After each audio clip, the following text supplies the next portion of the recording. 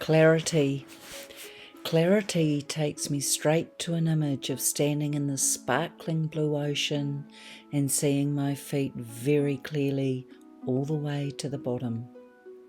Sometimes clarity is unavailable to us because we are so emotionally charged.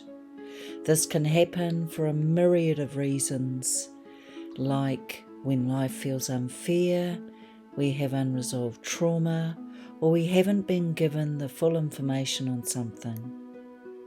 For survivors of child sexual abuse, when confusion and despair are lurking, clarity is nowhere to be seen. Over time and throughout our lives, we develop patterns of behaviour and recreate situations that reflect our initial trauma. It is not due to our inability to summon in good people and situations. Rather, we are used to those feelings of fear and instability.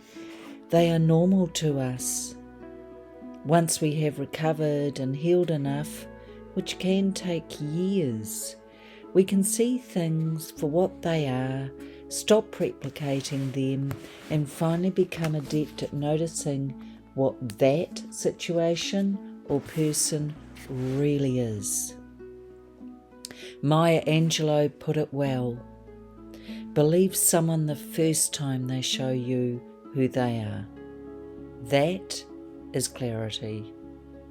What is not widely discussed is that our trauma responses are ingrained. Whether they are helpful to us or not is irrelevant.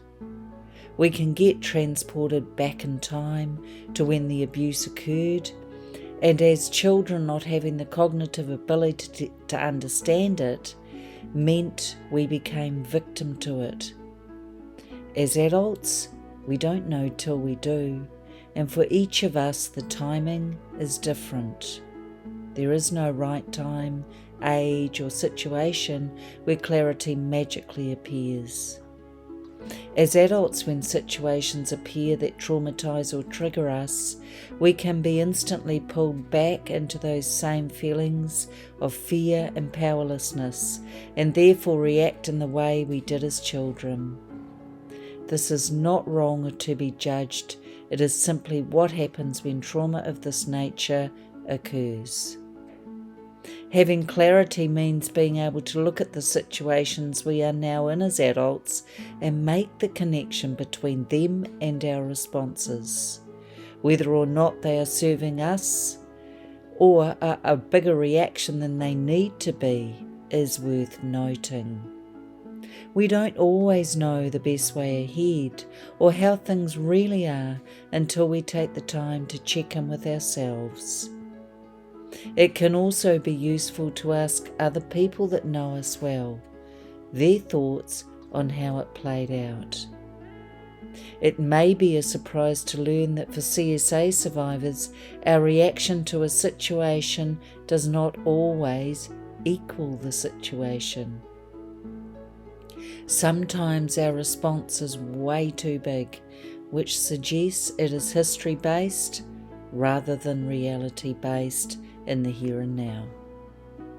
The learning, or rather the challenge, then becomes identifying and understanding whatever trigger fuels our responses. It will be different for each of us, and we may need to dig deep to understand and get some clarity.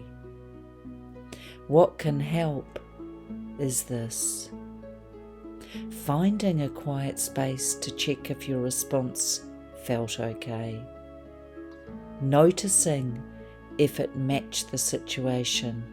If not, writing out, without overthinking it, why that might have been, reaching out through meditation or spiritual help to get clarity, planning out a response next time a similar situation occurs, being grateful for the courage to do this. I believe we are always heading towards healing, always. We are here to experience joy, and clarity helps that process. Please don't doubt who you are. Rather, choose to learn more about who you are. Love to all, especially you fabulous CSA survivors. I see you.